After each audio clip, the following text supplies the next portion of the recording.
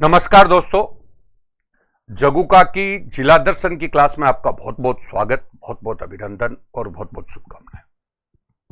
साथ ही आपके स्वस्थ होने की और आपके बेहतर भविष्य की कामना करता हूं। और हम 26 तारीख से लगातार जिला दर्शन की क्लास कर रहे हैं और उसमें हमने अब तक 2 संभाग पूरे कर दिए। एक संभाग आपका उदयपुर संभाग और उसके जिले कर दिए, एक आपका अजमेर संभाग और उसके जिलों को पूरा कर दिया। अब तो तीसरा संभाग हमारा आ रहा है, वो कोटा संभाग। अब की बार हमने कोटा संभाग को पहले लिया है, पहले मतलब संभाग पहले बताएंगे और उसके बाद आपको जिला बताएंगे, ठीक है। और कल की न्यूज है, वैसे हमारी संडे की छुट्टी रहती है, कोई छुट्टी हम करते हैं तो संडे को क्लास लेते हैं, तो संडे की इन क्लासों की जिला दर्शन की और करंट वाली क्लास की छुट्टी रहेगी। लेकिन कल YouTube पर ही एक तो आर्थिक समीक्षा की क्लास होगी और 9 बजे आर्थिक समीक्षा की क्लास होगी, वो टाइम टेबल डाल दे। 9 बजे आर्थिक समीक्षा की क्लास होगी और 10 बजे 10:15 बजे आपकी SST रीट की क्लास होगी जो समीक्षा करवाएंगे, ठीक है। तो उसमें भी आप पधारें और उसके बाद आपका कंटिन्यू चलता रहेगा। तो दोस्तों, सभी को मेरी बहुत बहुत शुभकामनाएं, बहुत बहुत अभिनंदन। वीडियो को लाइक करें, शेयर करें। अब कई लोग करें साहब आप इसको लगातार चलाओगे क्या, तो मैंने कहा मैं नहीं चलाने वाला नहीं हूं, आप ही हो। क्योंकि जितना हमें भी अप्रिशिएट मिलता है, मतलब आप स्वीकार करते हो, जो लाइक करते हो, शेयर करते हो, उसी से हमारे को पता चलता है कि भाई कितने लोग देख रहे हैं, कितने लोग पसंद कर रहे हैं। अगर जो देखना और पसंद करना कम हो जाता है तो हमारा भी मनोबल टूट जाता है, तो क्लास बंद हो जाती है। क्योंकि कोई आदमी मेहनत करता है तो किसी न किसी स्वार्थ के लिए करता है कि सामने वाला भी उसको सहयोग करे, ठीक है। और समीक्षा जो है जो रीट की जो समीक्षा है कल तो होगी YouTube पर, बाकी आगे की जो है वो ऐप पर ही होगी। बाकी क्या होगी, ऐप पर। ये सारी सूचना मैंने डाल दी है, तो कल और बता देंगे आपको, ठीक है। तो अब कोटा संभाग पे एक बार आ जाइए। अच्छा, बातचीत जो भी करूंगा मैं वो आपसे लास्ट में बात करूंगा, जब ये क्लास समाप्त हो जाएगी तब किसी भी प्रकार की आप समस्या, किसी भी प्रकार का सुझाव, कोई भी चीज आप पूछना चाहें वो पूछ सकते हैं, बीच में न पूछें, जिससे क्या होता है कि क्लास डिस्टर्ब होती है, ठीक है। अब एक बार आ जाइए। सबसे पहले मैं आपको कोटा संभाग लिए चलता हूं। कोटा संभाग में पहले आप इसको देख लीजिए, पहले मैप को देख लीजिए। ये आपके कोटा संभाग के 4 जिले हैं। ये कोटा है, दिख रहा है आपको, दक्षिण पूर्व में राजस्थान का दक्षिण पूर्व वाला भाग है। दक्षिण पूर्व वाला भाग है राजस्थान का, और दक्षिण पूर्व वाले भाग में कोटा, बारा, बूंदी, झालावाड़। ये देखिएगा, ये झालावाड़ नीचे वाला एरिया झालावाड़ है। नीचे वाला एरिया कौन सा, झालावाड़ है, ठीक है। ये एरिया कौन सा हो गया, कोटा। ये एरिया कौन सा हो गया, बारा। और ये आपका हो गया बूंदी। तो ये जो 4 जिले हैं वो आपका इस संभाग में आते हैं। किस संभाग में, कोटा संभाग में 4 जिले आते हैं, जिनके बारे में हम चर्चा करेंगे। नंबर 1 कोटा, दूसरा नंबर बूंदी, तीसरा नंबर बारा, चौथा नंबर झालावाड़। यह 4 जिलों के बारे में हम चर्चा करेंगे, ठीक है। तो ये दोस्तों आपको बात करनी है। आज हम चर्चा कर रहे हैं कोटा संभाग पर। तो पहले आ जाइए। प्रदेश के दक्षिणी पूर्वी भाग में स्थित है। दक्षिणी पूर्वी आप जान गए होंगे, अभी भी आपको दिखाया है कि दक्षिण पूर्वी भाग में स्थित है। इस संभाग का कुल क्षेत्रफल 24,204 वर्ग किलोमीटर है। 24,204 वर्ग किलोमीटर है। कुल कितना है, 24,204 वर्ग किलोमीटर है, जो कि प्रदेश के कुल भाग का मात्र 7.7 है, 07। आवाज गुजरी तो डाल दे, दूसरी सही नहीं आ रही आवाज, बोल रहे ना, जल्दी डाल। देखिए दोस्तों, अभी कर रहे हैं, 2 मिनट रुके, जल्दी।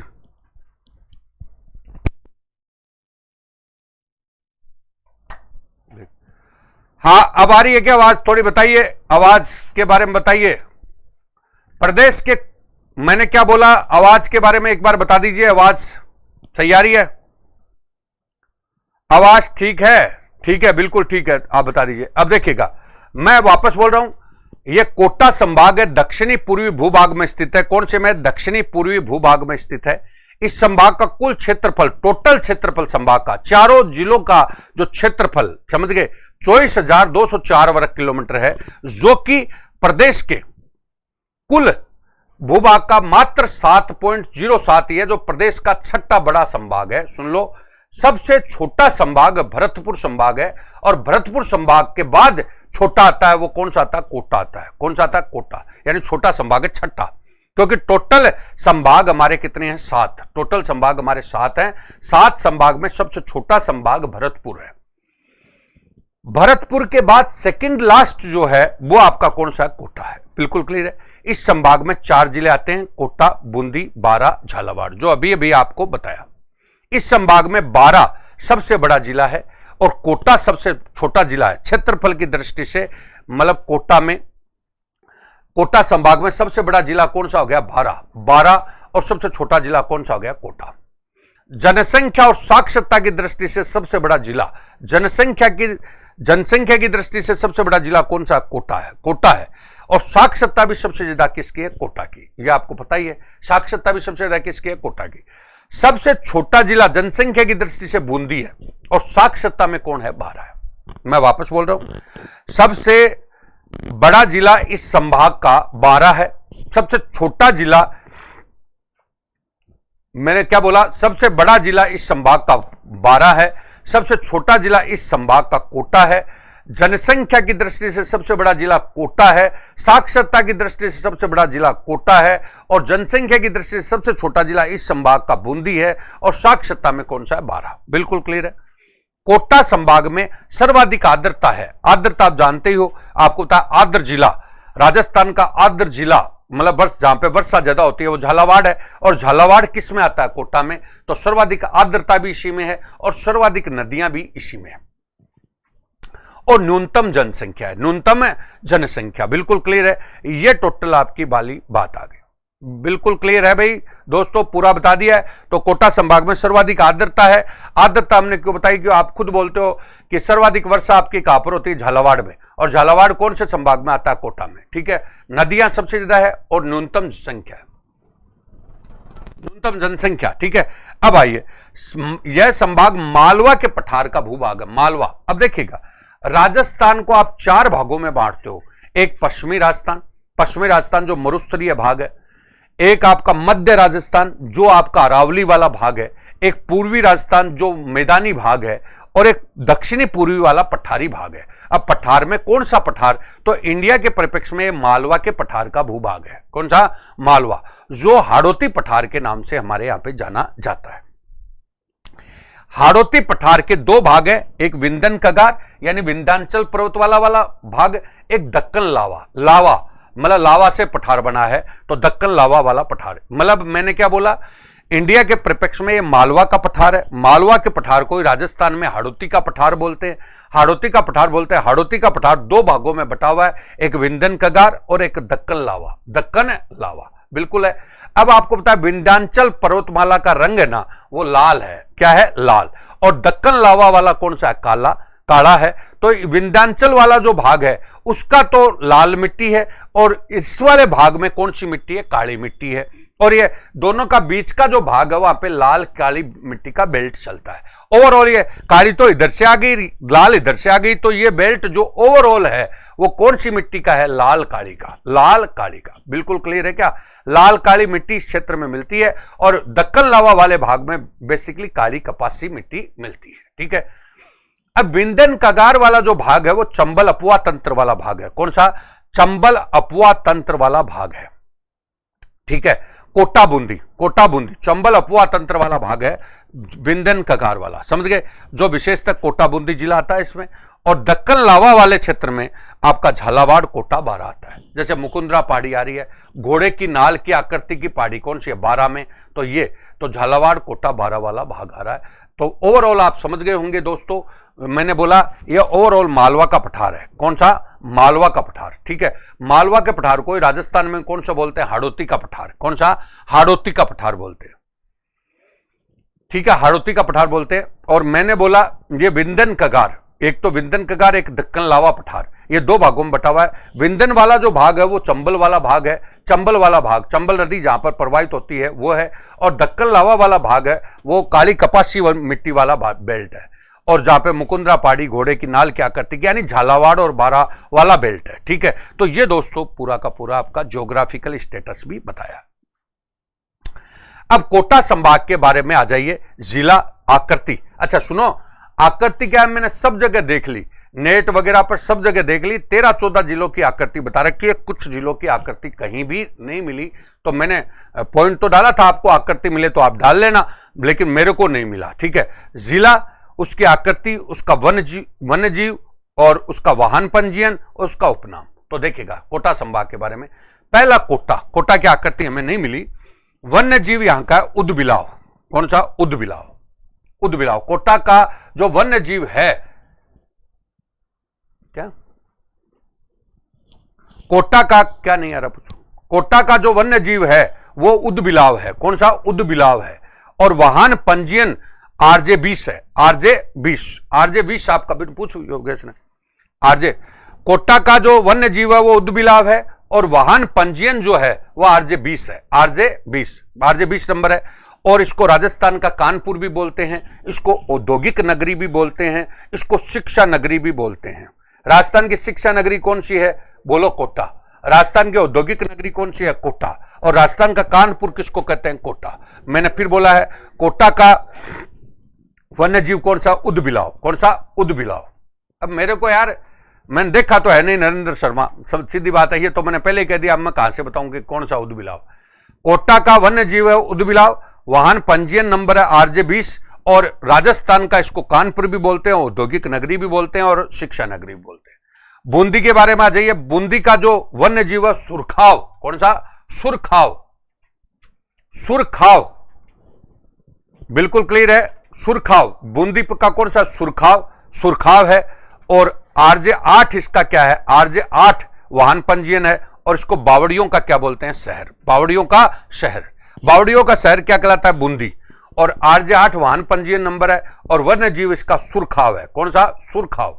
और 12 में आए तो 12 में आपका अगर बात करें तो मगर, 12 का मगरमच्छ हो गया, कौन सा हो गया, मगरमच्छ। आरजे 27 इसका 12 का क्या है, कोड है, और वरा नगरी के नाम से भी जानते हैं, वरा नगरी के नाम से भी इसको जानते हैं।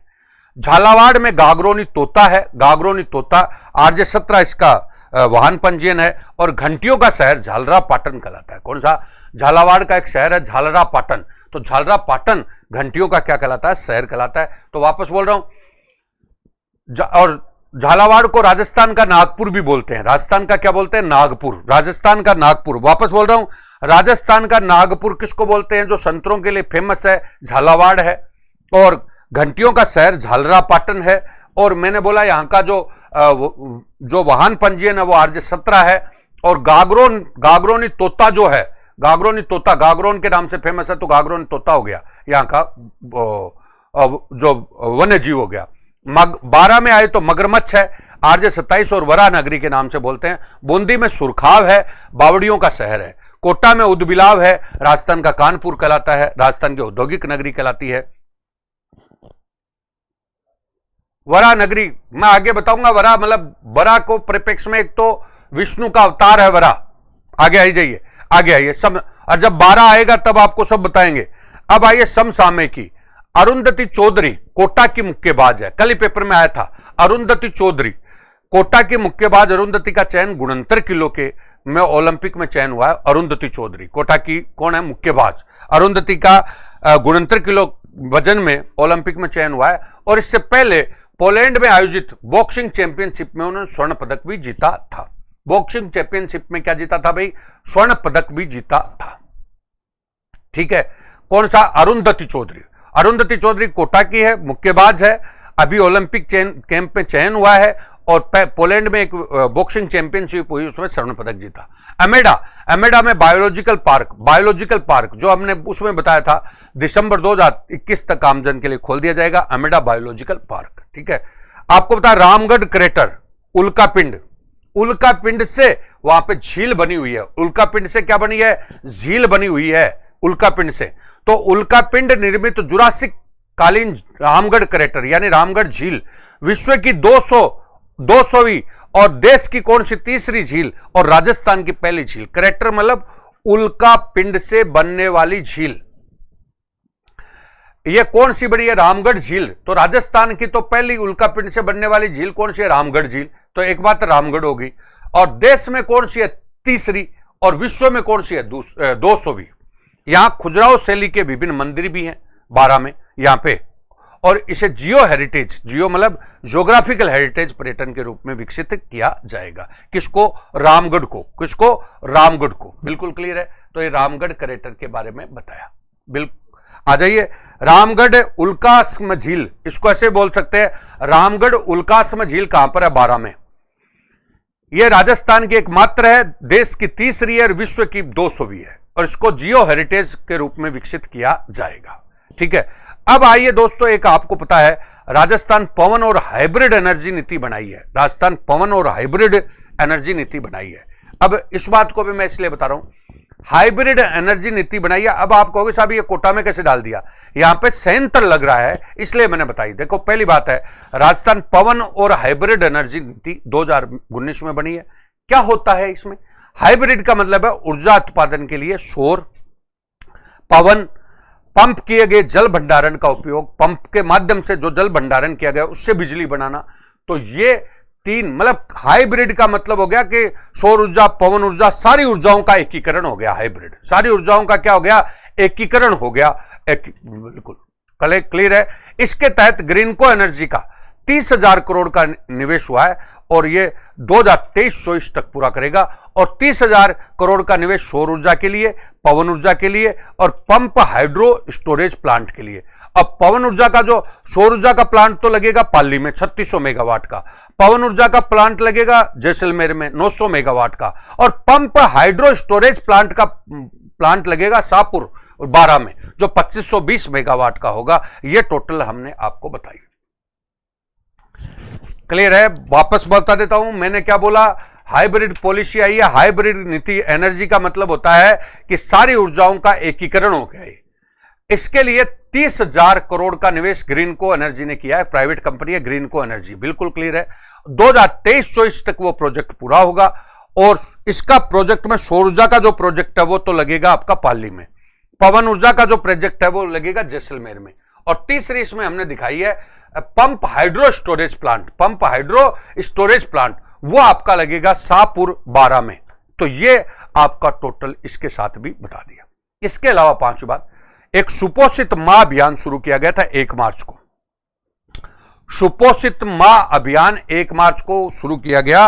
उस अभियान में कोटा से शुरू किया गया था कुपोषण मुक्त भारत बनाने के लिए। एक वन धन विकास योजना है केंद्र सरकार की। कौन सी? केंद्र सरकार की, जो राज्य के जनजाति क्षेत्रों में जनजाति उपयोजना जान गए। टीएसपी वाला बेल्ट, कौन सा? टीएसपी, ट्राइबल सब प्लान, उदयपुर, बांसवाड़ा, डूंगरपुर, प्रतापगढ़, उस वाला।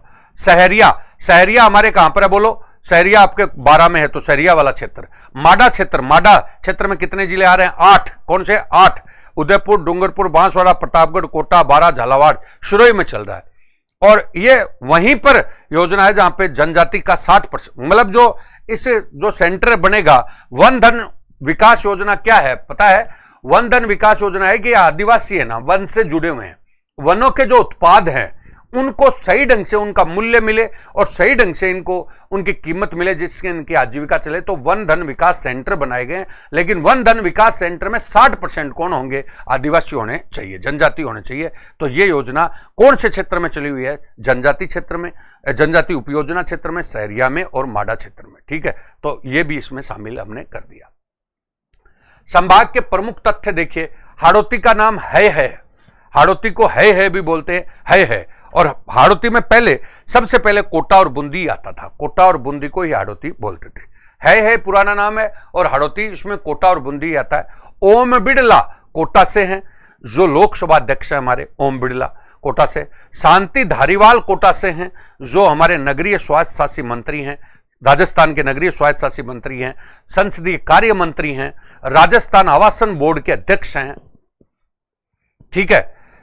प्रमोद जैन भाया 12 के हैं, जो खान और खनिज मंत्री हैं। अशोक चांदना बूंदी के हैं जो युवा और खेल मंत्री हैं और पोलो के प्लेयर हैं, समझ गए। और नगेंद्र बाला कोटा की हैं। नगेंद्र बाला कहां की है? कोटा की हैं, जो पहली महिला जिला प्रमुख है। अब देखो, नागौर पढ़ाया था तब पुरुष जिला प्रमुख के रूप में पहला लिखमाराम बताया था। नागौर में कौन सा बताया था? लिखमाराम। और यहां पर हम बता रहे हैं नगेंद्र बाला। कौन सा? नगेंद्र बाला। ये कहां की है? कोटा की। तो यहां की प्रमुख पर्सनालिटी बता दी।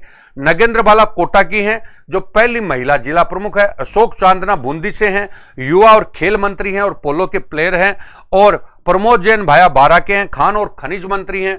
शांति धारीवाल कोटा के हैं, नगरीय स्वायत्त शासी मंत्री हैं, संसदीय कार्य मंत्री हैं। और ओम बिरला कोटा के हैं, जो लोकसभा अध्यक्ष है। और हाड़ौती को में है, हाड़ौती का पुराना नाम और कौन सा हो गया? है। और कोटा और बूंदी आते थे। अब आप आगे बढ़िए तो देखो, अच्छा, एक मैंने इसमें बताया है, कोटा संभाग जो है उसकी एक महत्वपूर्ण नदी है चंबल। कौन सी? चंबल। और चंबल नदी ही मेन है। और चंबल नदी को आप पूरा का पूरा पढ़ोगे ना, मैंने इसलिए संभाग के अंदर बता दिया क्योंकि मैं इसको झालावाड़ में बताता या कोटा में बताता तो सही नहीं होता। तो मेन नदी चंबल होगी, तो चंबल इस संभाग की सबसे बड़ी नदी है। तो चंबल के बारे में एक बार मैं पहले फैक्ट बता रहा हूं। चंबल बंगाल की खाड़ी में गिरने वाली नदी है, बिल्कुल क्लियर है, बंगाल की खाड़ी में गिरने वाली नदी है। अभी अभी आपको बताया था, ये चंबल वाले नदी का जो बेल्ट है वो लाल काली मिट्टी का बेल्ट है। कौन सी मिट्टी का है? लाल काली मिट्टी आ गया। लाल काली मिट्टी का बेल्ट है, बिल्कुल क्लियर है। तो लाल काली मिट्टी का बेल्ट है कौन सा? चंबल वाला। चंबल का पुराना नाम चरमनवती और कामधेनु है। चंबल का पुराना नाम कौन सा? चरमनवती और कामधेनु है। चंबल राजस्थान की सबसे बड़ी 12मासी नदी है। 12मासी नदी, 12 महीने भरने वाली नदी है। यहां पे अवनालिका अपर्दन, चंबल मतलब कटाव करते हुए चलती है, तो इसको अवनालिका अपर्दन बोलते हैं। कटाव करते तो खड्डे हो जाते हैं, इसलिए उत्खात नदी भी बोलते हैं। कौन सी? उत्खात नदी। इसका जो अपवाह तंत्र है, मतलब जो इसमें नदियां वगैरह आकर मिलती हैं, तो ये आपको बता देता हूं, इसका आगे बता रखा है। वैसे ये नदी है तो इधर से सहायक नदी आ रही है, इधर से सहायक नदी आ रही है। तो इसका जो अपवाह तंत्र है वो वृक्षाकार का है। कौन सा? वृक्षाकार का अपवाह तंत्र है, समझ गए। ये बीच में चंबल चल रही है और इधर से सहायक नदियां आके मिल रही हैं, तो वृक्षाकार का अपवाह तंत्र है। ये मध्य प्रदेश से, मतलब इसका उद्गम स्थल है, राजस्थान में बहती है और उत्तर प्रदेश में। लंबाई की तरफ मत जाइए ओमवीर सिंह, लंबाई न तो पूछता, लंबाई के अलग अलग फैक्ट हैं, इसलिए मैंने छोड़ दिया। कोई किताब इसमें क्या बताती है, कोई किताब क्या बताती है, और न पूछते हैं, आप मत जाइए इसमें। अब आइए, मध्य प्रदेश, राजस्थान, उत्तर प्रदेश। मध्य प्रदेश, राजस्थान, उत्तर प्रदेश 3 क्षेत्रों में बहती है, बिल्कुल क्लियर है। 3 राज्यों में। चंबल परियोजना इस पे बनी हुई है। चंबल परियोजना बहुउद्देशीय परियोजना, जो राजस्थान और किसके बीच में है? मध्य प्रदेश में। भारत में सर्वाधिक घड़ियाल इसी नदी पर है। इसी नदी पर चंबल अभयारण्य है। चंबल अभयारण्य इसी नदी पर है। चंबल अभयारण्य आपका वही तीनों राज्यों में है, मध्य प्रदेश, राजस्थान और यूपी। मध्य प्रदेश और राजस्थान और यूपी सबसे बड़ा अंतर्राज्यीय अभयारण्य है, क्योंकि 3 राज्यों में आता है, मध्य प्रदेश, राजस्थान और यूपी। सर्वाधिक बीहड़ वाली नदी है। बीहड़, तो बीहड़ सबसे ज्यादा कहां पर है? करौली और धौलपुर। और डांग क्षेत्र है इसमें। इस बीहड़ में कौन रहते हैं? डाकू रहते हैं। तो डांग क्षेत्र, बीहड़ में कौन रहते हैं भाई? डाकू के कारण इसको डांग क्षेत्र बोला गया है। और डांग क्षेत्र में डांग विकास कार्यक्रम चल रहा है। आ गया। चंबल नदी का प्रवाह क्षेत्र कौन कौन से जिले में है? तो हमारे यहां पे चित्तौड़ में बहती है, कोटा में, बूंदी में, सवाईमाधोपुर में, करौली में, धौलपुर में। हो गया। सहायक नदियां इसकी ब्राह्मणी है, कुराल है, मेज है, बनास है, काली सिंध है, पार्वती है, कुन्नू है। बनास, काली सिंध और पार्वती और कौन सी? कुन्नू। ये इसकी सहायक नदियां हैं, जो हमने अभी बताया और अभी और बताएंगे। और सब चंबल पर बसे शहर कौन कौन से हैं? कोटा। भाई चंबल पर बसे शहर कौन से? कोटा है, बिल्कुल है। रावतभाटा है। रावतभाटा कहां पर पड़ता है? चित्तौड़ है। केशोराय पाटन कहां पर पड़ता है? बूंदी। त्रिवेणी संगम भी होता है इसमें, रामेश्वर स्थान पर। रामेश्वर कहां पर है? सवाईमाधोपुर, जहां पे चंबल, बनास और सीप मिलती है। चंबल, बनास और कौन सी मिलती है? सीप। चंबल, बनास और कौन सी? सीप। और चूलिया जलप्रपात भी है इस पे चित्तौड़ में, जो चंबल नदी पर है। तो दोस्तों ये सारे फैक्ट आपके चंबल नदी पर हो गए। अब मैंने चंबल नदी का पूरा मैपिंग भी बताई, हालांकि मैप मेरे को नहीं आता, लेकिन एक बार आपको सारा का सारा चीज बता देते हैं तो आपको समझ में भी आएगा। देखिएगा, ये आपको एक बार देखना पड़ेगा।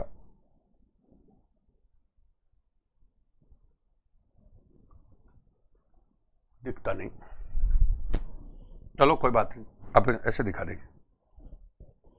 ये मैप है चंबल का, देखिएगा चंबल का मैप है, तो एक बार बता देता हूं, देखिएगा बिल्कुल ध्यान से। चंबल नदी का उद्गम स्थल जनापाव पहाड़ी से है। जनापाव पहाड़ी, बिल्कुल जनापाव पहाड़ी महू मध्य प्रदेश में है। जनापाव पहाड़ी महू मध्य प्रदेश। मध्य प्रदेश से नदी निकली, चौरासीगढ़ चित्तौड़गढ़ में प्रवेश किया। चौरासीगढ़ चित्तौड़गढ़ में प्रवेश किया, तो राजस्थान में इसका प्रवेश चौरासीगढ़ चित्तौड़ में होता है। चौरासीगढ़ चित्तौड़ में, बिल्कुल क्लियर है, यह ध्यान दीजिएगा। ये नदी यहां से चली तो ये चित्तौड़ जिला चल रहा है। कौन सा जिला चल रहा है? चित्तौड़। चित्तौड़ जिला चल रहा है ना, ये रहा चित्तौड़ जिला चल रहा है। तो चित्तौड़ जिले का बैसरोडगढ़ आ गया। कौन सा आ गया? बैसरोडगढ़। बैसरोडगढ़ आ गया। हरिपुरा चित्तौड़ से एक नदी आई, ब्राह्मणी। हरिपुरा चित्तौड़ से एक नदी कौन सी आई? ब्राह्मणी। हरिपुरा चित्तौड़ से ब्राह्मणी नदी आई और ब्राह्मणी नदी आकर के बैसरोडगढ़ में चंबल में मिल गई। तो ब्राह्मणी और चंबल के मुहाने पर स्थित कौन सा गढ़ है? बैसरोडगढ़। और बैसरोडगढ़ अभ्यारण्य भी है और बैसरोडगढ़ आपका जल दुर्ग भी है। तो वहां पर ब्राह्मणी और किसका मिलन हो गया? बोलो, ब्राह्मणी और चंबल का मिलन हो गया। ब्राह्मणी का उद्गम स्थल कौन सा? हरिपुरा। हरिपुरा कहां पर है? चित्तौड़। हरिपुरा चित्तौड़ से ब्राह्मणी नदी निकली और बैसरोडगढ़ में किस में मिल गई? मतलब चित्तौड़ में। बैसरोडगढ़ चित्तौड़ में आपकी चंबल में मिल गई। ये चंबल चल रही है। आगे बूंदी और चित्तौड़ की सीमा है। बूंदी और चित्तौड़ की क्या है? सीमा। यहां पर कुराल नदी आई। कौन सी नदी आई? कुराल। कुराल। कुराल। अब मैंने बोला कुराल नदी आई। कुराल नदी का उद्गम स्थल कौन सा? उपरमाल। उपरमाल चित्तौड़ से कुराल नदी आई। कुराल नदी उपरमाल चित्तौड़ से आई और ये बूंदी और चित्तौड़ की सीमा वाले स्थान पे चंबल में मिल गई। आगे देखिए, आगे ये लाखेरी बूंदी आ गया। लाखेरी बूंदी। लाखेरी बूंदी में मेज नदी आई। मेज नदी, जो मेज नदी मतलब बिजोलिया भीलवाड़ा से आई। कहां से आई? बिजोलिया भीलवाड़ा से। बिजोलिया भीलवाड़ा से निकलने वाली नदी कौन सी है? मेज। मेज नदी लाखेरी बूंदी में आकर इसमें मिल गई। बाद में आगे चलिए, आगे बनास नदी। बनास आपको पता है खमनोर। खमनोर राजसमंद से निकली। खमनोर राजसमंद से, और खमनोर राजसमंद से निकलकर रामेश्वर नामक स्थान पर चंबल में मिल गई। कौन सा स्थान है? रामेश्वर। सवाईमाधोपुर का कौन सा है? रामेश्वर। और ये सीप ना, सीप भी एक्चुअली मध्य प्रदेश से आती है। सीप कहां से आती है? मध्य प्रदेश से आती है। ये मैंने इस साइड में दिखाना चाहिए था। तो मध्य प्रदेश से कौन सी आती है? सीप आती है। सीप। तो रामेश्वर स्थान पर बनास आ गई और ये सीप नदी आ गई। कौन सी? सीप नदी। ये त्रिवेणी संगम हो गया। कौन सा हो गया? त्रिवेणी संगम हो गया। बाद में करौली जिला आया। करौली जिला। बाद में कौन सा है? धौलपुर। करौली और कौन सा? धौलपुर। करौली और कौन सा है? धौलपुर। और करौली और धौलपुर के बाद मुरादगंज यूपी आया। मुरादगंज यूपी। और मुरादगंज यूपी में ये यमुना में मिल गई। और यमुना किस में मिलती है? गंगा में। और गंगा किस में मिलती है? बंगाल की खाड़ी में।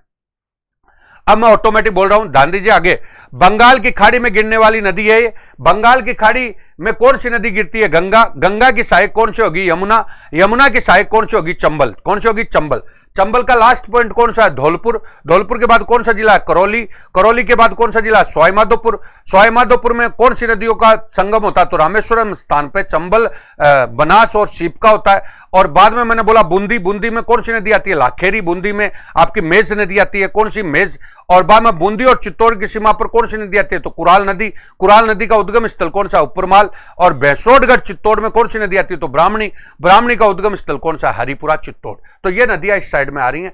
अब देखो इस साइड में आपका देखिए ये झालावाड़ है। ये कौन सा? झालावाड़ जिला। इस साइड में देखिए झालावाड़। ये आपका कोटा जिला और ये आपका बारां जिला। कौन सा? बारां जिला। बिल्कुल क्लियर है क्या? बारां। अब मैं आपको बता रहा हूं, यहां पर एक नदी आई काली सिंध। इस साइड में आ जाइए। काली सिंध का उद्गम स्थल है देवास। देवास कहां पर है? एमपी। देवास एमपी। और ये काली सिंध देवास एमपी से चल करके झालावाड़ में प्रवेश किया। इसने कहां पर प्रवेश किया? झालावाड़। और झालावाड़ में प्रवेश किया और गागरोन स्थान पर इस पर एक नदी आकर मिल गई, आहू। कौन सी? आहू, जो सुसनेर एमपी से आ रही है। सुसनेर एमपी से आ रही है। अब मैंने बोला आपको खुद को पता है गागरोन दुर्ग कौन सी नदी के किनारे है? बोलो, तो गागरोन दुर्ग काली सिंध और आहू नदी के किनारे है। काली सिंध और आहू नदी के किनारे है। काली सिंध और आहू नदी, बोलिए, आहू और काली सिंध नदी दोनों कहां से निकलती है? एमपी से। काली सिंध कहां से निकलती है? देवास से। और आहू नदी कहां से निकलती है? सुसनेर से। और उनका मिलन कहां पर होता है? गागरोन में। कहां पर होता है? गागरोन। और ये काली सिंध वहां से चलकर नोनेरा नामक स्थान है। नोनेरा।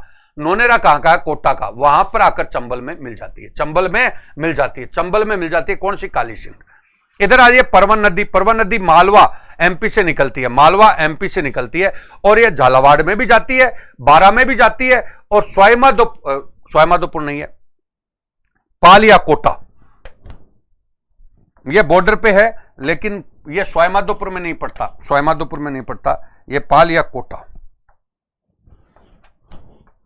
कोटा, स्वाईमाधोपुर की जगह पालिया कोटा। मैंने बोला परवन नदी का उद्गम स्थल कौन सा हुआ? बोलो मालवा। मालवा कहां पर है? एमपी। मालवा कहां पर है? एमपी। परवन नदी झालावाड़ बारा में बहते हुए पालिया नामक स्थान, कोटा का कौन सा नामक है? पालिया। पालिया कोटा में किस में मिल जाती है? चंबल में मिल जाती है, चंबल में मिल जाती है। इस प्रकार से आपने देखा तो सारी सहायक नदियां मैंने बताई है। अब देखिए, अभी अभी मैंने क्या बोला था कि इसका वर्षाकार अपवाह तंत्र है। वर्षाकार अपवाह तंत्र कैसे? बोलो, इस साइड से कौन सी नदी आ रही है? बोलो, परवन नदी आ रही है। एक कौन सी आ रही है? आहू आ रही है। इस साइड में और कौन सी आ रही है? काली सिंध आ रही है। यह सारी नदी आपकी परवन नहीं है, ये परवन नहीं, वो है, सॉरी, परवन नदी गलत बोल दिया। वो है ना आपकी, कौन सी बताइए? काली सिंध, पार्वती नदी है, पार्वती। इसको पार्वती करिएगा यहां पे, परवन नदी नहीं है, पार्वती। ठीक है, पार्वती नदी। ठीक है, ये वृक्ष जैसा क्या हो गया? आकार हो गया। परवन नहीं है, परवन हालांकि सहायक नदी है। किसकी? मैं वापस बोल रहा हूं, परवन सहायक नदी किसकी है? परवन किसकी सहायक नदी है? काली सिंध की है। लेकिन यहां पे एक पार्वती नदी आ रही है। कौन सी नदी आ रही है? पार्वती। ये पार्वती का बताया मैंने, पार्वती नदी का पालिया कोटा में मिलती है। कौन से में? पालिया कोटा में पार्वती नदी। कौन सी नदी? पार्वती। ये टोटल आपकी बात हो गई। बोलिए, अब ये वृक्षाकार का अपवाह तंत्र हो गया। कौन सा? वृक्षाकार का अपवाह तंत्र। तो दोस्तों, सारी सहायक नदियां और सब एक ही जगह आती हैं। ये सारी की सारी मैंने मैप बताया है, आप थोड़ा सा देख लीजिएगा। अब देखिए, चंबल बहुउद्देशीय परियोजना भी है। चंबल बहुउद्देशीय परियोजना, चंबल नदी पर बनने वाली परियोजना कौन सी होगी? चंबल बहुउद्देशीय परियोजना। यह 1950 में आई। राजस्थान और मध्य प्रदेश की परियोजना है, जिनमें दोनों का 50-50% हिस्सा है। कौन सा है? 50-50% हिस्सा है। इसके प्रथम चरण में गांधी सागर बांध बना। परियोजना के पहले चरण में कौन सा बांध बना? बोलो, गांधी सागर बांध। गांधी सागर बांध मंदसौर में है, जो परियोजना का सबसे बड़ा बांध है। तो उधर मध्य प्रदेश में तो गांधी सागर बना और हमारे यहां पे कोटा सिंचाई बांध बना। कोटा सिंचाई बांध कहां पर हो गया? कोटा में। द्वितीय चरण आया, राणा प्रताप सागर बना। कौन सा? राणा प्रताप सागर। राणा प्रताप सागर बांध, राणा प्रताप सागर बांध द्वितीय चरण आ गया। परियोजना का तो द्वितीय बांध है बड़ा, और राजस्थान का सबसे बड़ा बांध है। राजस्थान का सबसे बड़ा बांध, तो राजस्थान का सबसे बड़ा बांध कौन सा है? राणा प्रताप सागर हो गया। राणा प्रताप सागर बांध है। जो राणा प्रताप सागर बांध कहां पर है? बोलो, राणा रावत भाटा चित्तौड़ में है। तो इस परियोजना का, इस प्रोजेक्ट का तो कौन सा? द्वितीय, और वैसे कौन सा है? पहला। ठीक है, और तृतीय चरण आप आइए। तृतीय चरण में ज्वार सागर बांध बना, जो पिकअप बांध है, जो कोटा में। कहां पर है? कोटा। और ज्वार सागर बांध पर ही ज्वार सागर अभ्यारण्य भी है। कौन सा है? अभ्यारण्य। ये दोस्तों आपका पूरा का पूरा आ जाता है। तो ये दूसरा बता दिया। चंबल बहुउद्देशीय परियोजना, एक बार फिर बोल रहा हूं, चंबल बहुउद्देशीय परियोजना 1950 में आई। राजस्थान और मध्य प्रदेश की परियोजना है। 50-50% की परियोजना है। 3 चरणों में यह बना। पहले चरण में गांधी सागर बांध बना। गांधी सागर बांध तो कहां पर बना? बोलो, तो गांधी सागर बांध तो मध्य प्रदेश में, और कोटा सिंचाई बांध कहां पर? कोटा में। ठीक है, हो गया। और गांधी सागर बांध इस परियोजना का सबसे बड़ा बांध है। द्वितीय चरण में राणा प्रताप सागर बना, जो इस परियोजना का सेकंड बड़ा बांध है, और सेकंड बड़ा बांध है, और साथ में आपका राजस्थान का सबसे बड़ा बांध है। तृतीय चरण में ज्वार सागर बांध बना। ज्वार सागर बांध कोटा में है, वहीं पर ज्वार सागर अभ्यारण्य भी है। यह आपका परियोजना के बारे में बता दिया। तीसरी है डांग क्षेत्र और डांग विकास कार्यक्रम। डांग क्षेत्र और डांग विकास कार्यक्रम। डांग क्षेत्र है चंबल नदी के, चंबल नदी मैंने बोला गहराई से कटाव करने वाली नदी है। गहराई से कटाव करने वाली क्या है? नदी। बिल्कुल क्लियर है। गहराई से कटाव करने के कारण इसमें बीहड़ हो जाता है। क्या हो जाता है? बीहड़। और उस बीहड़ क्षेत्र का जो एरिया है वो डाकूग्रस्त एरिया है और वो पिछड़ा हुआ है, इसलिए उसको डांग क्षेत्र बोलते हैं। मैंने बोला अवनाली का अपर्दन कौन सी नदी में होता है? उत्खात नदी। किसको बोलते हैं? चंबल को। गहराई से कटाव करने के कारण वहां पे बीहड़ बन गए। बीहड़ इस क्षेत्र में पूरे में ही है, लेकिन बीहड़ जो है वो सबसे ज्यादा आपके कहां पर है? तो कौन सा? करौली और धौलपुर में है। और उस एरिया को कौन सा बोलता है? डांग एरिया। अब उस डांग एरिया का विकास क्या हो गया? अधूरा रह गया। तो इसलिए डांग विकास कार्यक्रम चलाया। तो इस डाकूग्रस्त पिछड़े क्षेत्र का विकास हेतु कार्यक्रम है। जिस डांग विकास कार्यक्रम कब शुरू हुआ था? 85-86 में, और पुनः शुरुआत कब हो रही है? 2004-05 में। 2004-05 में 8 जिलों की 21 पंचायत। अब 8 जिले भी बता देता हूं। 4 जिले तो कोटा संभाग के हैं और 4 जिले आपके किसके हैं? झालावाड़, सॉरी, कोटा संभाग के, और 4 जिले भरतपुर संभाग के। बोलो, कोटा, बूंदी, बारां, झालावाड़। कोटा, बूंदी, बारां, झालावाड़। बिल्कुल क्लियर है। और 4 जिले आपके हैं भरतपुर, धौलपुर, करौली, सवाईमाधोपुर। तो 8 जिलों की 21 पंचायत समितियां और 357 ग्राम पंचायतों में चल रहा है। ठीक है। चंबल कमांड क्षेत्र कार्यक्रम, चंबल कमांड क्षेत्र कार्यक्रम। तो चंबल कमांड क्षेत्र कार्यक्रम बताऊंगी क्यों चला। इस क्षेत्र की सबसे बड़ी प्रॉब्लम है कि ये नदी कोटा जिले से गुजरती है, कोटा से गुजरती है। कोटा शहर इस पर बसा हुआ है और कोटा शहर औद्योगिक नगरी है। तो इसमें अपशिष्ट डाल दिया जाता है, अपशिष्ट। और अपशिष्ट डालने से इसका जो नदी का जो क्षेत्र है वो रुक जाता है और वहां पर गंदगी फैल करके वो क्षेत्र पूरा का पूरा इकोलॉजिकल डैमेज हो रहा है। तो देखिएगा, चंबल कमांड क्षेत्र कार्यक्रम वहां पे हुआ, जो पहले विश्व बैंक के सहयोग से था, बाद में कनाडा के सहयोग से है। यह क्या काम करता है? तो जल का अधिकतम उपयोग करने और जल की उचित निकासी के लिए, प्रॉपर ड्रेनेज के लिए, और जिससे जंगली घास न डेवलप हो, इसके लिए चंबल कमांड क्षेत्र विकास कार्यक्रम। मैंने क्या बोला? चंबल नदी पर कौन सा शहर बसा हुआ? कोटा। बोलिए, कोटा शहर बसा हुआ है। कोटा एक औद्योगिक नगरी है। तो औद्योगिक नगरी है तो उस चंबल नदी में अपशिष्ट डाल देते हैं। अपशिष्ट डालने से वो क्या होता है? पानी रुक जाता है और वो फैल जाता है। फैल जाता है तो वहां पे जंगली घास डेवलप हो जाती है। जंगली घास डेवलप हो जाती है तो वहां पे पर्यावरण की क्या है? समस्या है। समझ गए? अब पर्यावरण की समस्या है, ये सारी की सारी बात आती है। तो उसके लिए यहां पे चंबल कमांड क्षेत्र विकास कार्यक्रम चल रहा है। समझ गए? तो ये चंबल कमांड क्षेत्र विकास कार्यक्रम है, एक डांग क्षेत्र विकास कार्यक्रम, एक आपका चंबल बहुउद्देशीय परियोजना, और ये चंबल नदी का मैप है। और जितनी बात तुम्हें बताई वो सारी की बात यहां पे सिद्ध हो रही है चंबल नदी की। तो ये दोस्तों कोटा संभाग है। ठीक है। तो ऐसे मैंने कोशिश की है। अब आपको एक बात और बता देता हूं। अब आप सोमवार से अपने कोटा संभाग के जिलों के बारे में बताएंगे। अब आप कोई भी बात मेरे से पूछना चाह रहे थे वो पूछ सकते हैं। बिल्कुल क्लियर है क्या? कोई भी बात पूछना चाहें वो पूछ सकते हैं अभी दोस्तों। और मैं बता रहा हूं, देखिएगा दोस्तों, फर्स्ट ग्रेड के बारे में आपने बात की। फर्स्ट ग्रेड की बहुत सी क्लास तो उसमें डाली हुई है। साइंस की क्लास उसमें साइंस की, टेक्नोलॉजी की डाल सकता है कौन कौन से? देख,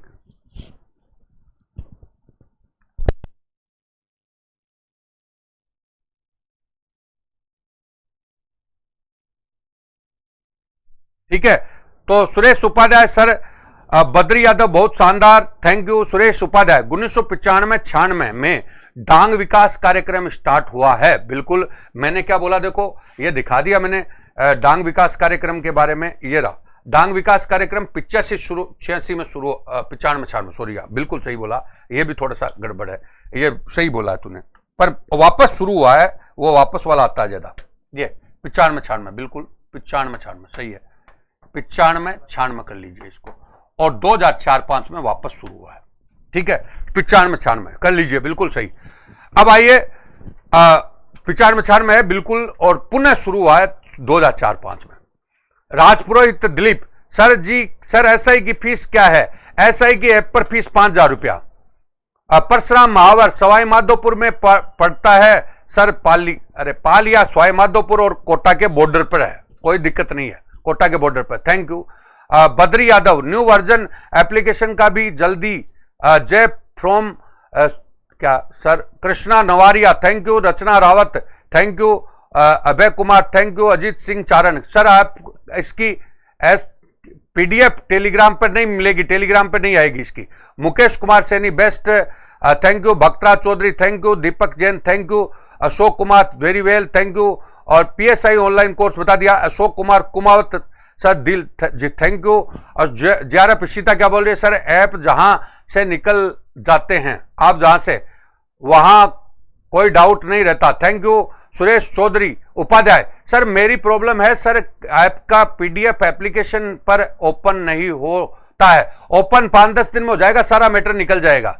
Laxmikant Meena sir, good morning. Dinesh Shukla sir ji, बहुत थैंक यू। और Suman Berwa sir ji, college lecture की ऐप पर इकोनॉमिक्स की जो क्लास आपने द्वारा डाली गई उसका वीडियो, क्या बोल रहे हैं, मेरे फोन पे लिख दीजिएगा, अरे आप मैसेज में डाल दीजिएगा, जो आप नीचे उस पर मैसेज में डाल दो। दिनेश शुक्ला, आप अभी लोग लाइक करें। और पृथ्वीराज मीना मस्त, थैंक यू। सुरेश उपाध्याय, कोई भी पीडीएफ ओपन नहीं हो रहा है सर, मैं बिल्कुल बोल रहा हूं सुरेश उपाध्याय, पीडीएफ उस पे ओपन नहीं हो रहा, लेकिन उसका काम चल रहा है तो ओपन हो जाएगा। अगर हम टेलीग्राम पे डालते हैं तो बाद में सबके लिए हो गया, इसलिए मैं आपको कह रहा हूं, हमने कर रखा है 10 दिन आप, इसलिए मैंने स्क्रीनशॉट का लेने का भी कहता हूं, और 5-10 दिन में वो काम चल रहा है तो उसके बाद सब कुछ हो जाएगा। परशुराम महावर, इसका नाम सर पाली, अरे क्या फर्क पड़ता है, पाली पाली या कोई फर्क नहीं पड़ता। पाली, तुम तो एक किताबी, मतलब किताबी कीड़े मत बनो, पाली पाली या वो एक ही चीज है। Gulab Saini, thank you.